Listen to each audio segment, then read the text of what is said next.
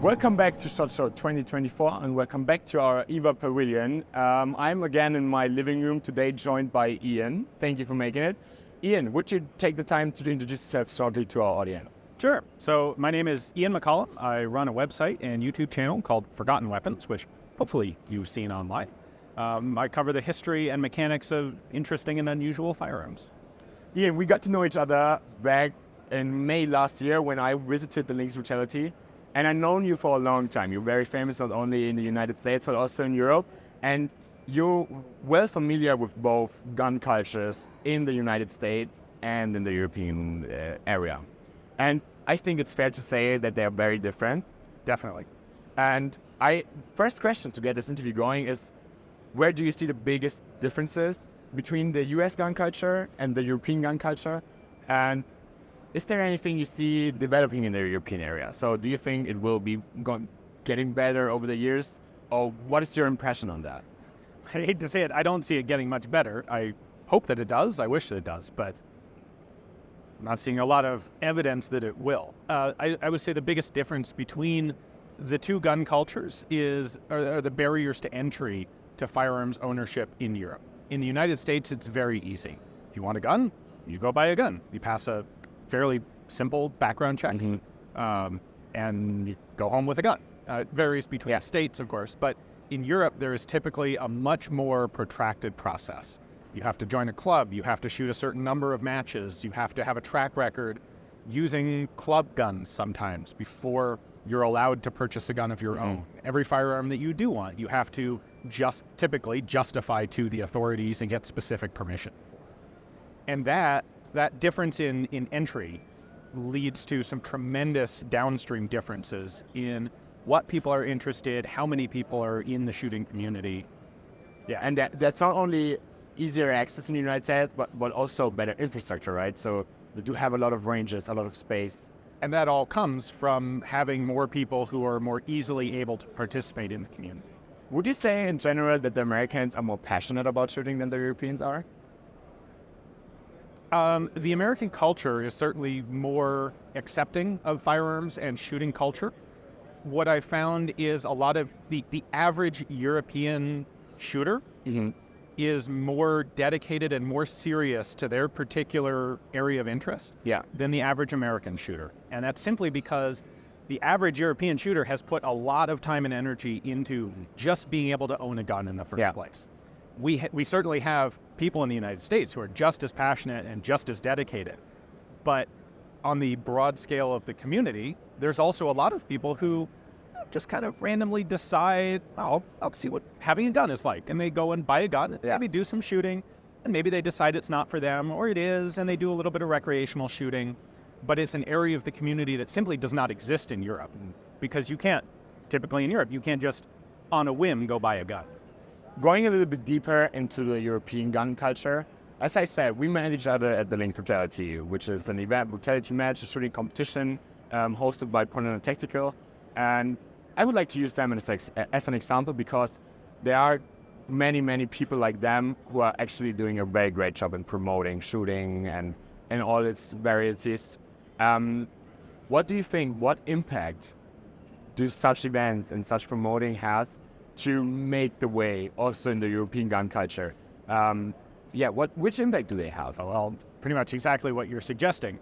Like really good events like Lynx Brutality, like Finnish Brutality, what they do is set an example that this is an activity that normal, regular people participate in. It's fun, it's safe, it can help you develop personal skills. It's a personal challenge, a personal challenge in growth, like many, many other sports. And hopefully events like that help to break some of the stigma against firearms ownership and use that exists in Europe to a much greater degree than it exists in the United States. I think that's a very fair point because safety is like a big topic in European gun law, and I think safety is always the number one reason why governments say they limit the access to weapons and to events like this. And what I totally agree on, I'm not a shooter, so for me, Lynx Brutality and such events are new, or were new to the point. But as you said, when you come there and just have a look and are curious what's going on, you see that it's just a fun event, but it's safety in every step that you take.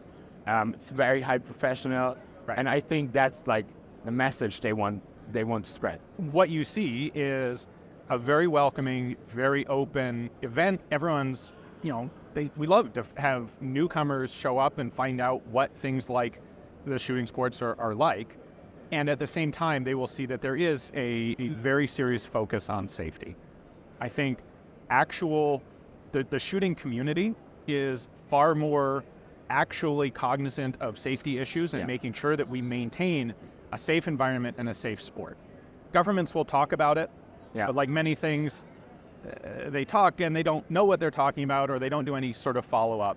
For those of us in the shooting community, it's extremely important that we walk the walk on safety, because if we do have safety problems, it gives a black eye to the entire community. Yeah. And like, it's one thing to have that sort of reputation develop in some other sport, but in the firearms sports, where we're already subject to a lot of scrutiny from a lot of people who don't think that they should exist at all, we have to be twice as careful and twice as cognizant and self-regulating to make sure everything is good. I think especially in Europe, because as you said, with the government not being that open and trying to manipulate things, we need to be 100% sure what we are doing is like good and safe, as you said, right? That they don't have a chance to and we do. negative it. And just because an event is safe doesn't mean it isn't challenging or fun. Yeah, exactly. It can be both things at the same time, and events like Lynx Brutality and Finnish Brutality as well are perfect examples of that. To those people who are afraid or not familiar with such events or this type of shooting, what are your arguments for them if you want to get them open to visit, for example, the Finnish Brutality, the Lynx Brutality, and to get them interested? What would you say to them is the most fascinating part about it? What I really enjoy about it is the combination of shooting challenges and also physical fitness challenges. So lifting, running, moving, combined with, so those are like motor skills, cardiovascular exertion, combined with shooting, which is on the exact opposite end of the spectrum. To shoot well, you need to be calm, you need to be precise, you need to control your breathing, control your heart rate. And the idea of a competition that will put you in a situation where first at one moment you'll have to be very careful, very precise, and then you have to demonstrate explosive energy and move from one position to another as quickly as possible, or perform a physical task. It's going to get your heart rate up, it's going to get your breathing up, and then you have to go back to shooting. And the juxtaposition between those two skills, I really enjoy. It's certainly not something that everyone is going to enjoy. Yeah. But one of the nice things about the shooting sports is there's something out there for everyone. There are precision events that are completely, almost sedentary is the right word, but require no physical exertion at all and are focused on the minutest differences in accuracy and skill. And those shooters are amazingly good. And then at the opposite end of the spectrum, you have us running around with kettlebells at Lynx Brutality. So I surely enjoyed Lynx Brutality last year, and I'm sure that we will meet again at Lynx Brutality this year. Excellent. So I'm looking forward to that.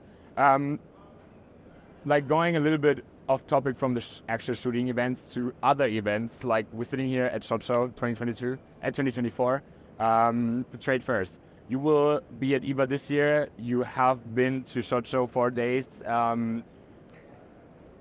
Where do you see the biggest differences between those shows?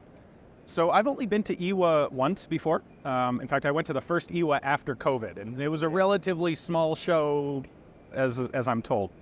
So I don't necessarily know exactly what to expect from IWA this year. I am excited to get a chance to speak to a lot of the European companies, a lot of companies that I know about, but haven't really been able to interact with, and to meet new, shooting enthusiasts, entrepreneurs, collectors, historians. The travel from Europe to the United States is not trivial, and a lot of European folks can't just easily hop over here, and a lot of Americans can't just easily go over to Europe. So it's a great opportunity for some cultural exchange. Do you know what? I hope that you bring all your positivity and your positivity about the gun culture from America to IWA, because that will do our show very great. Having more people like you at our show. If you want to see Ian at IWA, I heard that you will be on stage this year. Yes, I will. Talking about the same topic. It's about gun culture and a lot more also on the professional side and what brands have to deal with within the different sectors. So looking forward to that. It's on the first day of IWA. It will be me and Ian on stage, so looking forward to that. And make sure that you check out all of our supporting program on our website to always be up to date and well informed about the newest topics and trends. That's it for today, Ian. Thank you so much for your time, and see you at IWA in 4 weeks. My pleasure. I'm looking forward to it. I hope you have safe travels, and yeah, looking forward to meeting you again. Thank you so much. Bye-bye.